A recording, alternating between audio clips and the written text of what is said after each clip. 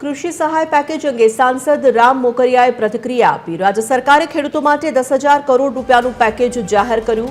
ખેડૂતોની બહારે આવવાનું સરકારે પગલું લીધું છે। હેક્ટર દીઠ અંદાજિત 22,000 જેવી સહાય મળવાપાત્ર છે। નિયમ મુજબ આ પેકેજ આપવામાં આવ્યું છે। ખેડૂતોને રાહત પેકેજ માટેની જે જાહેરાત કરી છે ખૂબ અભિનંદનને પાત્ર છે। ભાજપ સરકાર ખેડૂતના હામી છે અને ખેડૂત માટે જે કઈ કોશિશ જે યથાયોગ્ય મદદ થાય એ કરવા હંમેશા તત્પર હોય છે।